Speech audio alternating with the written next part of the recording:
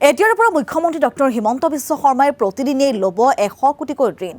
বিধানসভাৰ বাহিৰত এই দাবী কৰিলে বিধায়ক অখিল গগৈয়ে। মুখ্যমন্ত্ৰী ডক্টৰ হিমন্ত বিশ্ব শৰ্মাই মাত্ৰ 4 বছৰতে ঋণ ল'লে 82,464 কোটি টকা। প্ৰয়াত মুখ্যমন্ত্ৰী তৰুণ গগৈৰ শাসনকালতকৈ দুগুণ বেছি। বাজেটক এখন ভয়ংকৰ বাজেট বুলি আখ্যা দিলে বিধায়ক অখিল গগৈয়ে। আশাকৰ্মী, ৰান্ধনী, গাড়ী চালকৰ বাবে বাজেটত একো নাই। বৰ্ষীয় ৰাজ্যত ছিকিউৰিটি গাৰ্ড কৰা যুৱকসকলৰ বাবেও একো উল্লেখ নকৰিলে বাজেটত। বিত্তমন্ত্ৰীয়ে দাখিল কৰা বাজেটক লৈ এনেদৰে সৰব হল ৰাইজৰ দলৰ সভাপতি অখিল গগৈ। বিশ্ব শৰ্মাই 1 বছৰৰ পাছত মানে 31 মাৰ্চৰ পাছত এবছৰটো প্ৰত্যেক দিনাই 100 কোটি 99 পইণ্ট কিবা কোটি টকা 100 কোটি টকা সদায় ধাৰ ল'ব। এতিয়া মই ধাৰৰ কথা তুলি আহিছোঁ। অসমৰ ঋণ কিমান? অসমৰ ঋণ কিমান বুলি যদি কওঁ তেতিয়াহ'লে দেখা যায় যে অসমৰ ঋণ আমি দেখিছোঁ যে স্বাধীনতাৰ পৰা তৰুণ গগৈ চৰকাৰলৈকে মানে 31 মাৰ্চ 2016 চনলৈকে 1947 চনৰ পৰা অসমৰ সৰ্বমুঠ ধাৰ আছিলে 41,964 কোটি টকা। সৰ্বানন্দ সোণোৱাল চৰকাৰৰ দিনত 5 বছৰৰ ধাৰ হ'লগৈ 47,745 কোটি টকা। আৰু হিমন্ত বিশ্ব শৰ্মাই আজিৰ দিনটোলৈকে ধাৰ ল'লে কিমান জানেনে? 82,466 কোটি টকা।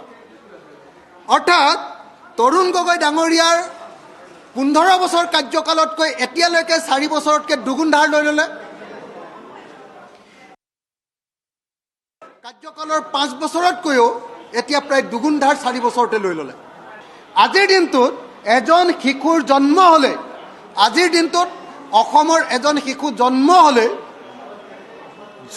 গড় জনমূৰি ধাৰ লাগে 50,000 টকা।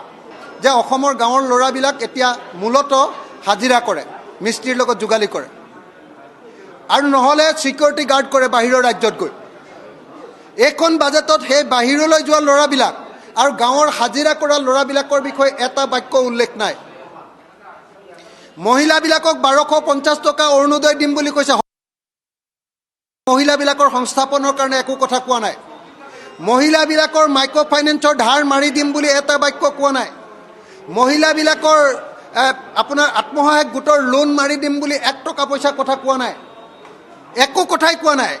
NHMৰ কৰ্মচাৰীবিলাকৰ কথাও কোৱা নাই। সৰ্বশিক্ষাৰ কণ্ট্ৰেকচুৱেল কৰ্মচাৰীবিলাকৰ কথাও কোৱা নাই। ANMৰ কথাও কোৱা নাই, GNMৰ কথাও কোৱা নাই, ডাক্তৰৰ কথাটো কোৱা নাই। তেওঁলোকে আন্দোলন কৰিছে ইকুৱেল ৱৰ্ক ইকুৱেল পে', সেইবিলাকৰ কথা ক'তো নাই। অংগনবাদী কৰ্মীৰ কথা কৈছে, কিমান দৰমহা বাঢ়িব কোৱা নাই। গাঁওবুঢ়াৰ দৰমহা বঢ়াব কৈছে, কিন্তু গাঁওবুঢ়াৰ কাম ৰেগুলাৰ কৰিম বুলি কোৱা নাই। অংগনবাদী কৰ্মী, আপোনাৰ আশা কৰ্মী, ৰান্ধনী কাৰো দৰমহা কিমান বৃদ্ধি কৰিব এটা বাক্য কোৱা নাই।